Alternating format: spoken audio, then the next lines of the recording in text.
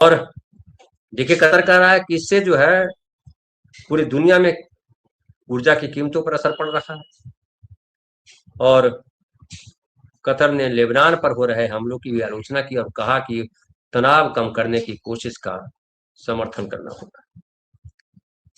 तो कुल मिलाकर के जो सिचुएशन है वो अब ऐसा धीरे धीरे लग रहा है कि अमेरिका के हाथ से बाहर निकल करके अब चीन जो है निगोशिएशन वाली मुद्रा में आ रहा है। और चीन की ये धमकी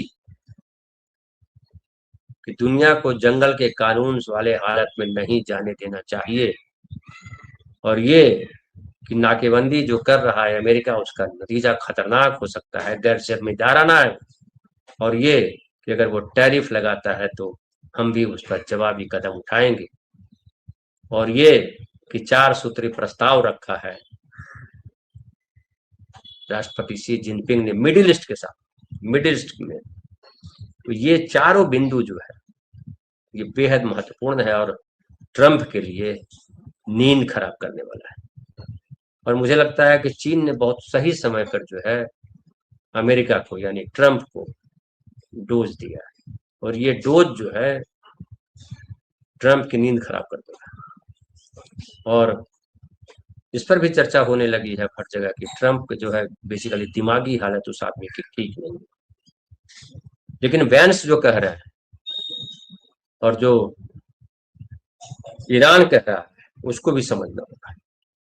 वेंस ने नया आरोप लगा दिया है कि अमेरिकी उपराष्ट्रपति जेडी वेंस ने ईरान पर इकोनॉमिक टेररिज्म की तैयारी का आरोप लगाया।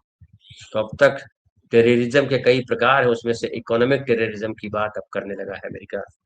कह रहा है कि वो, जबकि सबसे बड़ा इकोनॉमिक टेररिज्म का जो बादशाह है वो खुद अमेरिका है, जिस पर चाहे वो सैंक्शन लगा देता है। किसी भी देश पर अगर उसकी बात नहीं मानो तो सैंक्शन लगा देता है। अब जब खुद वो फंस रहा है, और बहुत बुरी तरह फंसा हुआ अमेरिका, क्योंकि अमेरिका की साख भी जाएगी और मिडिल ईस्ट के जो देश हैं वो भी उसके हाथ से छूट जाएंगे। और केवल मिडिल ईस्ट के देश नहीं बल्कि जो यूरोपियन कंट्रीज है वो भी एक एक करके अमेरिका के चंगुल से बाहर आ जाएंगे। और अगर चीन उसमें इंपॉर्टेंट भूमिका निभाता है तो फिर अमेरिका की बादशाहत को बहुत बड़ा चैलेंज हो जाएगा, चुनौती हो जाएगी। देखिए फॉक्स न्यूज को इंटरव्यू देते हुए उन्होंने कहा है वैंस ने कि अगर ईरान को परमाणु हथियार मिल जाते हैं तो उसका वैश्विक प्रभाव और खतरनाक हो सकता है। और ट्रंप की नीति का समर्थन करते हुए उन्होंने कहा कि ईरान को किसी भी कीमत पर परमाणु हथियार रखने नहीं दिया।